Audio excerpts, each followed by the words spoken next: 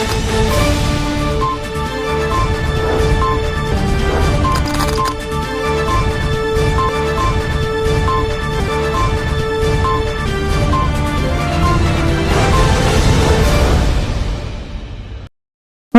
दर्शक मित्रों, दमन न्यूज में आपका स्वागत है। खबरों की शुरुआत करने से पहले आइए एक नजर डालते हैं आज की सुर्खियों पर। सिलवासा समर वारानी रिंग रोड पर स्मार्ट सिटी बस और कंटेनर के बीच टक्कर होने से दुर्घटना हो गई। हादसे में एक बच्ची जख्मी होते उसे अस्पताल ले जाया गया। वलसाड़ अब्रामा में बीमार बेटी का इलाज करने के नाम पर एक विधर्मी तांत्रिक रुपए 35,000 के आभूषण लेकर फरार हो गया। वहीं तांत्रिक को गिरफ्तार कर लिया गया। अनुष्ठान में महिला के सोने के गहने रखने के बाद तांत्रिक गहने लेकर फरार हुआ था।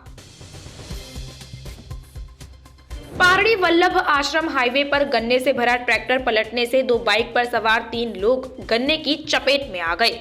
शुगर फैक्ट्री की ओर जाने वाले हाईवे पर ट्रैक्टरों से गन्ना सड़क पर गिर जाने से ट्रैफिक जाम देखा गया। आइए अब देखते हैं खबरें विस्तार से। सिलवासा समर वारानी रिंग रोड पर स्मार्ट सिटी बस और कंटेनर के बीच टक्कर होने से दुर्घटना हो गई। हादसे में एक बच्ची जख्मी होते उसे अस्पताल ले जाया गया। सिलवासा समर वारानी रिंग रोड पर रखौली की ओर जा रहे कंटेनर और स्मार्ट सिटी बस के बीच टक्कर हो गई। नरौली से कंटेनर रखौली की ओर जा रहा था, तभी सामने से आ रही स्मार्ट सिटी बस के बीच एक दुर्घटना घटी। घटना में एक बच्ची घायल हो गई। स्थानीय लोगों की मदद से उसे तुरंत रिक्शा के माध्यम से अस्पताल पहुंचाया गया। हादसे की जानकारी पुलिस को देने के बाद पुलिस मौके पर पहुंची और यातायात को सुचारू कराया गया। ये जो हादसा हुआ कैसे हुआ? वो उधर से आ रहा था, हाँ। ट्रक वाला ड्राइवर से, और बस इधर से आ रही थी सिलवासा की तरफ से। सिलवासा तरफ से। ओके। और ट्रक ड्राइवर इतना जोर से था, हाँ। तो उसने बस को ठोकर दे दी है। बस को किसी को लगा भी है क्या? लगा, बस एक बच्ची है 7-8 हाँ। साल की, हाँ। इधर थोड़ा सा लग गया है उसको सिर में। हाँ, सिर हाँ। में लग गया है। अच्छा। सुना है 2-3 जन है, तो उसको ऐसे लगा है थोड़ा सा। तो एम्बुलेंस के द्वारा आए एम्बुलेंस 108। मैं यहाँ से आ रहा था, तब ट्रक वाला उधर से खास आ रहा। मैं यहाँ पे थोड़ा ब्रेक भी लगाया, अर्जेंट ब्रेक में यहाँ पे लगा देता तो पूरा गाड़ी पलटी मार दी। तो मैं ब्रेक छोड़ा और निकलने वाला था, लेकिन मैं फिर भी गाड़ी इधर बहुत मारा। एक ट्रक वाला आया और उड़ा दिया। ट्रक फास्ट में था? कौन? Truck driver. ट्रक वाला बहुत फास्ट था। ये कैसे हुआ था ये घटना? ये बस जो है नरौली साइड से आ रही थी, हाँ। और ट्रक नरौली साइड से आ रही थी और बस सिलवास के साइड से आ रही थी, हाँ। और दोनों स्पीड में था। हाँ। ट्रक वाले ने आकर के बस वाले को ठोक दिया।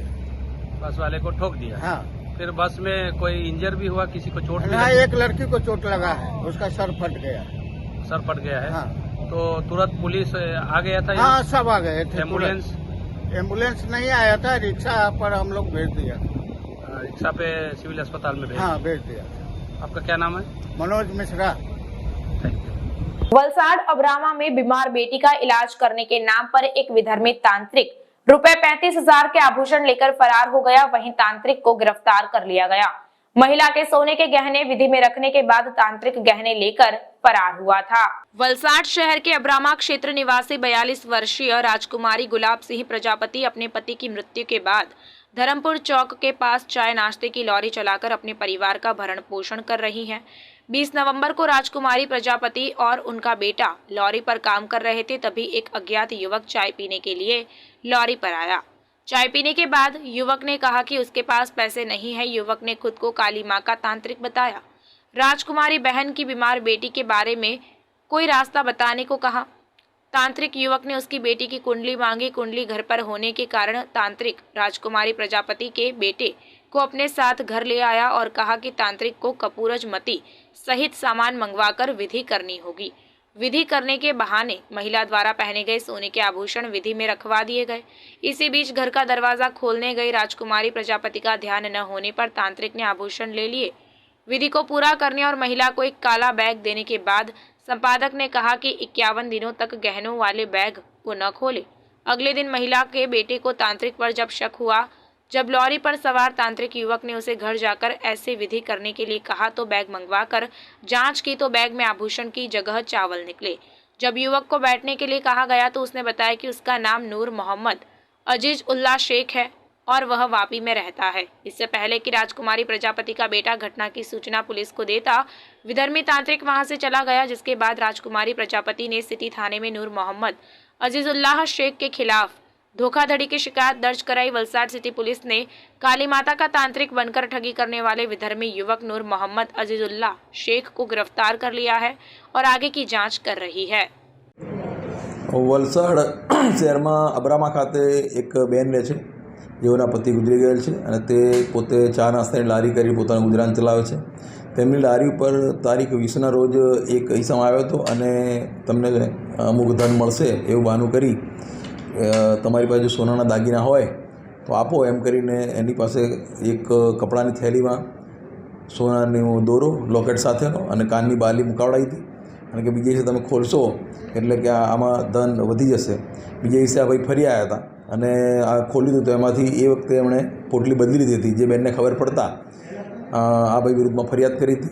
એ ભાઈને પકડી પાડવામાં આવેલ છે। આરોપી વાપી ખાતે રહે છે। આ બેનને પૈસાની ખૂબ જ જરૂર, એમની દીકરી બીમાર હતી, જેથી આ બેન એમની વાતોથી ભોળવાઈને એમને પોતાના દાગીના ખોવાનો વારો આવ્યો હતો। આ આરોપીએ પોતે કઈ કાસ્ટનો છે જણાવેલ ન હતું, પણ પોતે કાલી માતાનો ભક્ત છે અને તાંત્રિક વિધિ જાણે છે એવું જણાવીને આ બેનને પોતાના ઝાંસામાં લીધેલા હતા। जी क्या हुआ था आपके साथ?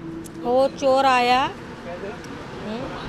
वो चैन ले गया और गबाली ले गया है। क्या किया था?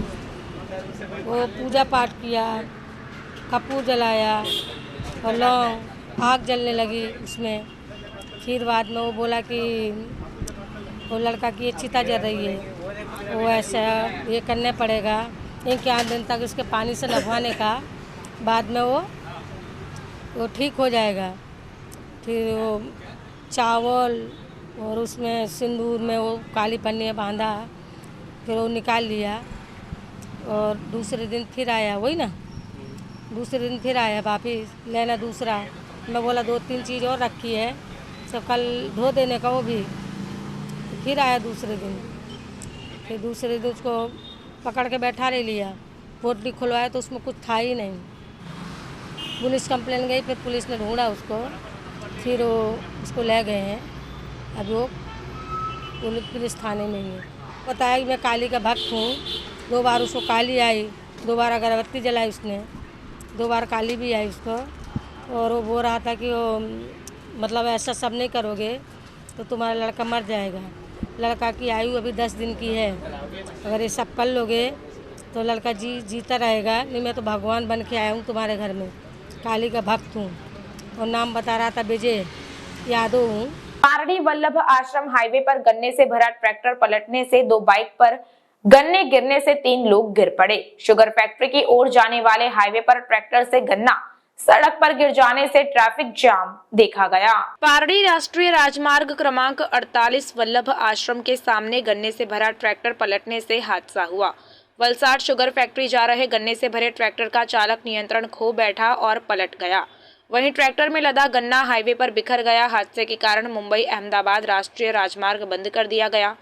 उमरगाम से गन्ने भरा एक ट्रैक्टर वलसाड की चीनी फैक्ट्री की ओर आ रहा था, जिस दौरान पारडी हाईवे पर वल्लभ आश्रम स्कूल के पास ट्रैक्टर ट्रॉली अचानक पलट गई, जिससे हाईवे से गुजर रही 2 बाइकों पर सवार एक महिला समेत 3 लोग पर गन्ने गिरने से वे सड़क पर गिर पड़े, जिससे तीनों लोगों को मामूली चोट आई। हादसे में ट्रैक्टर चालक ट्रैक्टर छोड़कर भाग गया। हाईवे पर जगह जगह जाम के दृश्य देखने को मिले। सूचना मिलने पर पारडी पुलिस और जिला यातायात पुलिस की टीम तुरंत मौके पर पहुंची और ट्रैफिक जाम हटाने के लिए क्रेन की मदद से ट्रैक्टर को हटाने की कार्रवाई को अंजाम दिया गया। हालांकि सौभाग्य से हादसे में बड़ी जानहानि होने से बच गई है। वलसाड में मां की मौत के बाद सिर्फ 6 दिन में बेटे ने पूरा किया सपना। दिल पर पत्थर रखकर बीएसएफ की ट्रेनिंग के लिए रवाना हुआ मां का सपना पूरा करने वाला बेटा, जिसने कहा कि अब जब अच्छे दिन आ गए हैं तब मां नहीं रही। वलसाड तालुका के ओजर गांव में रहने वाले आयता भाई पटेल के 4 बच्चे हैं और उनका छोटा बेटा दीक्षित हाल ही में बीएसएफ की 129 बटालियन में शामिल हुआ है और हाल ही में स्थानीय लोगों ने दीक्षित के सम्मान में एक समारोह का आयोजन किया था, जिसमें बेटा मां की मौत से व्यथित नजर आ रहा था। आयता भाई पटेल के 4 बच्चों में सबसे छोटे दीक्षित अपनी मां मीरा बहन से भावनात्मक रूप से जुड़े हुए थे। मीरा बहन हमेशा से दोनों बेटों से कहती थी कि सरकारी नौकरी पाना और खुद के पैरों पर खड़े होने का उनका सपना था, जिसे पूरा करने के लिए दीक्षित स्नातक बीएसएफ की तैयारी करने और परीक्षा पास करने के बाद वह शारीरिक प्रशिक्षण के लिए 21 दिसंबर 2022 को मध्य प्रदेश के लिए रवाना हुए। उसी दौरान दीक्षित की मां की तबीयत खराब हो गई और उन्हें इलाज के लिए सूरत के महावीर अस्पताल में भर्ती कराया गया, जहां उनका ब्लड कैंसर का इलाज चल रहा था। आखिरकार दीक्षित पूरे मामले की जानकारी हुई तो वह भी अपनी मां से मिलने सूरत के अस्पताल पहुंचे, जहां दीक्षित ने बताया कि मां की कही हुई बातें आज भी उनके कानों में गूंज रही है। मां ने कहा कि तुम्हें देखने की बहुत इच्छा थी, तुम आ गए, बहुत हो गया, लेकिन अब मेरी कोई चाहत नहीं। तारीख 11 जुलाई 2023 को मीरा बहन का निधन हो गया, जिनके अंतिम संस्कार में पुत्र दीक्षित भी मौजूद थे। लेकिन दीक्षित अपनी मां की मृत्यु के 6 दिन बाद ही लौट आए। देश सेवा में जुटे हुए गांव के एक बेटे को महानुभावों ने शाल पहनाकर सम्मानित किया।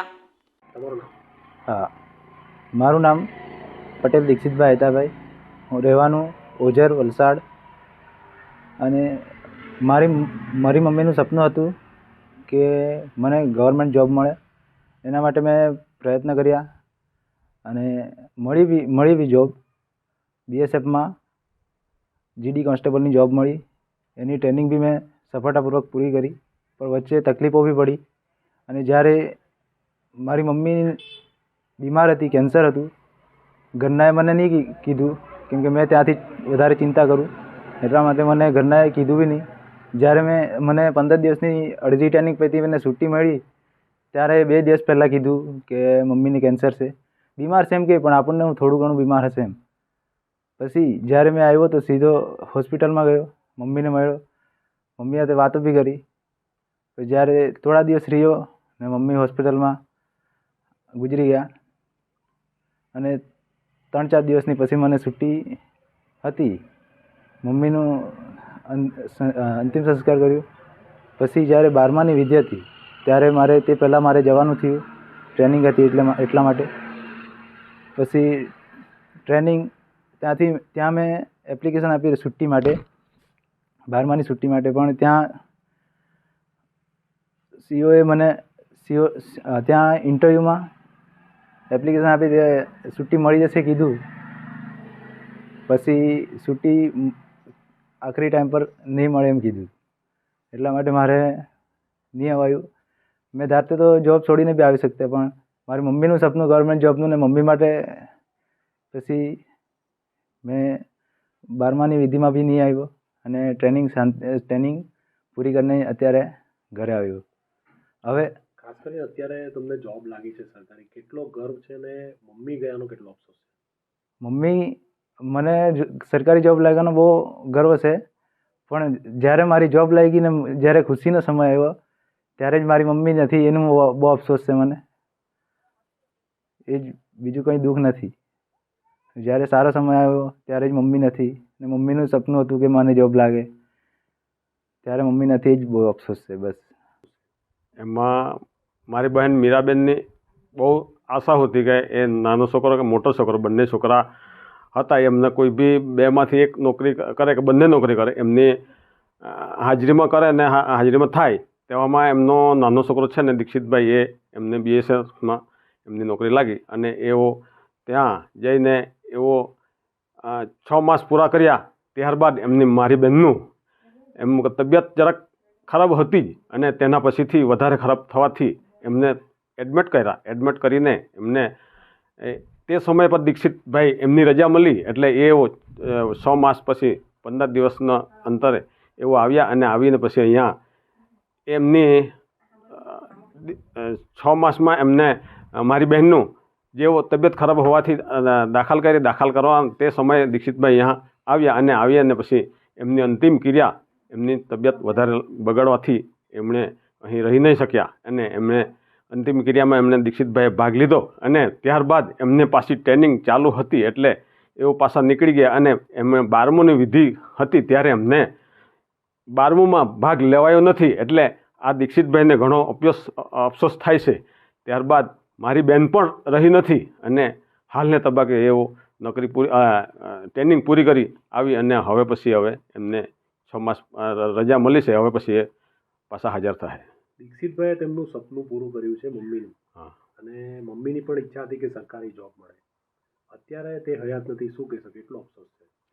એમને હાલમાં તો શું કે એ જ્યારે એમની મમ્મીને એટલો અહમ હતો કે મારો છોકરો એક નોકરી કરે અને નોકરી કરે ને આમ બંને છોકરા નોકરી કરે તો સારામાં સારું, પણ એક છોકરો નોકરી કરે ને લાગી ગયો એવો બહુ એમનું સપનું સારું હતું. અને એ જ્યારે દાખલ થઈ ને ત્યારે મને કહેતી હતી કે મારા છોકરા આવે, અને આવીને એમણે અમે હયાતમાં અમે દાખલ કરી ત્યાર પછી એ છોકરો આવ્યો દીક્ષિતભાઈ પછી એમને મતલબ મુલાકાત કરી સારી રીતે, અને બેનને બહુ કે ચાલ મારો છોકરો મને મળ્યો અને સારી રીતે મુલાકાત થઈ. એમને ઈચ્છા એવું હતી કે અંતિમ ક્રિયા કે એમનું મરણ થાય એવું તો એમને હતું જ નહીં, પણ એમને હવે ભગવાનની કૃપા હશે એટલે એમને લઈ લીધા. એટલે એમને એટલે છોકરાને અને બધાને થોડુંક અફસોસ થાય છે. पारडी में सामाजिक अधिकारिता शिविर में 1696 दिव्यांगों को वित्त मंत्री ने निशुल्क सहायता वितरित की। दिव्यांगों को कम कीमत पर उपकरण मिल सके, इसके लिए सरकार लगातार प्रयास कर रही है, जैसा मंत्री कनुभाई ने बताया। दिव्यांगों के लिए कृत्रिम अंग, स्मार्ट मोबाइल, व्हीलचेयर, ट्राइसिकल जैसे उपकरणों की कुल लागत 153 लाख रुपए आंकी गई। पारडी में सामाजिक न्याय और अधिकारिता मंत्रालय, भारत सरकार, prosthetic limb manufacturing corporation of India और जिला प्रशासन वलसाड़ द्वारा आयोजित सामाजिक अधिकारिता शिविर के माध्यम से विकलांग व्यक्तियों को भारत सरकार की एडिप योजना के अंतर्गत निःशुल्क सहायता वितरण कार्यक्रम में वित्त, ऊर्जा एवं पेट्रोकेमिकल्स मंत्री कनुभाई देसाई द्वारा कुल 1696 विकलांग व्यक्तियों को सहायता वितरण की गई। कुल 153 लाख रुपए की लागत से दिव्यांगजनों को कृत्रिम अंग, electric motor, smart mobile, CP chair, wheel chair, tricycle, callipers, walking stick, सुनने की मशीन, ईजल स्मार्ट कैन जैसे सहायक उपकरणों की जांच और मूल्यांकन किया गया। सामाजिक अधिकारिता शिविर के सुंदर आयोजन के लिए पूरे प्रशासन को बधाई देते हुए मंत्री ने कहा कि यह शिविर पूरे देश में केवल 20 स्थानों पर और गुजरात में केवल 2 जिलों बनासकांठा और वलसाड़ में आयोजित की गई है। वलसाड़ में योजना जिला अधिकारियों की सजगता और संवेदनशीलता के कारण संभव हो पाई है। दिव्यांगों को कम और सस्ती कीमत पर उपकरण उपलब्ध कराने के लिए सरकार लगातार प्रयास कर रही है। खेल क्षेत्र में भी पैरा ओलंपिक और पैरा क्रिकेट विश्व कप में बहुत अच्छा प्रदर्शन किया है। कार्यक्रम में वलसाड़ जिले एवं अन्य लाभार्थी जिलों के सहायता वितरण स्टॉलों के माध्यम से सहायता वितरण की जा रही थी, जिसका मंत्री जी ने दौरा कर निरीक्षण किया। दिव्यांगों के लिए मतदाता जागरूकता स्टॉल भी लगाया गया। कार्यक्रम में चंद्रावती बेन टंडेल द्वारा मूक बधिर लाभार्थियों के लिए पूरे कार्यक्रम का सांकेतिक भाषा में अनुवाद किया गया। संपूर्ण कार्यक्रम का संचालन उन्नति देसाई ने किया। जिला पंचायत अध्यक्ष मनहर भाई पटेल, कलेक्टर क्षिप्रा आग्रे, जिला विकास अधिकारी मनीष गुरवानी, CWC अध्यक्ष सोनल सोलंकी, पारडी प्रांतीय अधिकारी अंकित गोहिल, प्रभारी पारडी मामलतदार प्रीति मोटवाडिया, सामाजिक सुरक्षा अधिकारी VS कदर, गोहिल कर्मचारी, दिव्यांग हितग्राही एवं बड़ी संख्या में लोग उपस्थित थे। अपना देश का वडाप्रधान नरेंद्रभाई त्यारे પોતાનો